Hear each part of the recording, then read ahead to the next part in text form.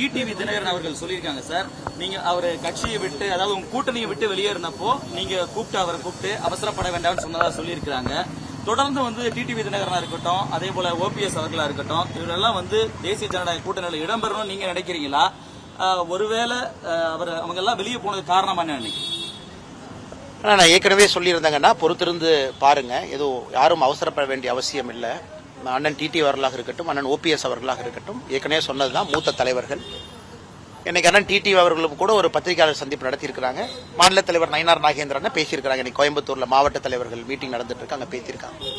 அதனால என்னுடைய அன்பான வேண்டுகோள் என்னன்னாங்கன்னா, இன்னைக்கு நோக்கம் என்ன, 2026 திராவிட முன்னேற்ற கழகத்தினுடைய ஆட்சி தமிழகத்திலிருந்து மாறணும், அதான் நோக்கம்.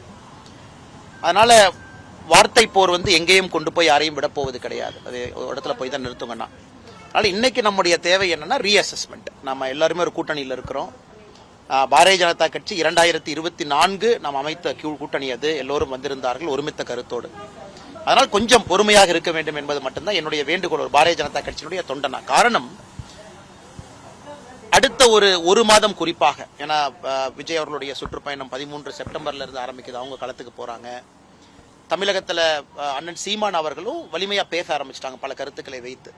அதனால எப்பொழுதும் இல்லாத களச்சூழ்நிலை இன்னைக்கு இருக்கு. அதாவது எப்பொழுதுமே 2 முனை போட்டியா மட்டும்தான் ஸ்ட்ராங்கா இருந்த தமிழகம், அடுத்த ஒரு 2-3 மாதத்தில் நமக்கு தெரியும் அது 3வது அணி இங்க சாத்தியமா, ஸ்ட்ராங்கா இருக்குமா, இல்ல 4வது அணியும் ஸ்ட்ராங்கா இருக்குமா. நான் கருத்து எதுவும் மாத்தி பேசலாம், முதல்ல நான் இதே தான் பேசிட்டு இருக்கேன். ஏன்னா யாரையும் புறந்தள்ள முடியாது. 2026 பொறுத்த வரைக்கும் யாரு தமிழ்நாட்டுக்கு ஒரு பெட்டர் விஷன் கொடுக்குறாங்களோ மக்கள் அதை பார்த்து வாக்களிப்பாங்க.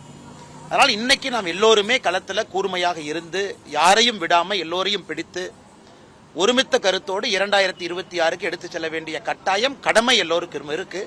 அதனால் இந்த நேரத்தில் நானும் எதுவும் பேச வரல. செங்கோட்டையன் பேசும்போது கூட சொன்னீங்க, அதிமுகவுடைய மூத்த தலைவர் பேசியிருக்கிறாங்க, அதிமுக தலைவர்கள் முடிவெடுப்பாங்க. அதனால் அடுத்த 1 மாத காலம் 2 மாத காலம் மீடியாலேயே ட்ரையல் நடத்தாம, ஏன்னா என்னதுன்னா நிறைய பேர் மீடியாலேயே பேசுற மாதிரி ஆயிடுது. கருத்து கேட்கறீங்க மீடியால சொல்றோம், கருத்து கேட்கறீங்க மீடியால சொல்றோம். அதனால் கொஞ்சம் பொறுமையா ரீஅசஸ் பண்ணி போகணும் என்பது என்னுடைய கருத்து. அது மட்டும் இல்ல, அண்ணன் டிடி அவர்கள் மீது இன்னைக்கு பத்திரிகையாளர் சந்திப்பை விட்டுருங்கன்னா, டிடி அவர்கள் எப்பொழுதுமே பாரத பிரதமர் நரேந்திர மோடி அவர்கள் மீது மிகப்பெரிய மரியாதை வைத்திருக்கக்கூடிய ஒரு மனிதர். நான் அது காரணமும் சொன்னேன். இதற்கு முன்பு நான் தஞ்சாவூர்ல பேசும்பொழுது, பொறுமை பொறுமை பொறுமை, நல்ல ஒரு இலக்குல சரியான முறையில் அதை பயணம் செய்யணும். கடந்த 2-3 நாட்களாக நடக்கக்கூடிய செயல்கள் எனக்கும் திருப்தியா இல்லை. ஏன்னா ஒரு தமிழகத்தினுடைய வாக்காளனா, தமிழகத்தில் இருக்கக்கூடிய ஒரு மனிதனா, பாரதிய ஜனதா கட்சியினுடைய தொண்டனா, 3 கடமையும் எனக்கு இருக்கு. ஏன்னா எனக்கும் நல்ல ஆட்சி வரணும்னு நினைக்கிற ஆள் நான். ஏன்னா கடந்த 2-3 நாட்களாக நடக்கக்கூடிய விஷயங்கள் ஒரு சலிப்பத்தான் ஏற்படுத்துது. நடக்கக்கூடிய விஷயங்கள், பேசக்கூடிய பேச்சுக்கள் எல்லாம் கொஞ்சம் பொறுமையாக இருப்போம். சரியான பாதையில் என்டிஏ செல்லும் என்கிற நம்பிக்கை எனக்கு இருக்கு.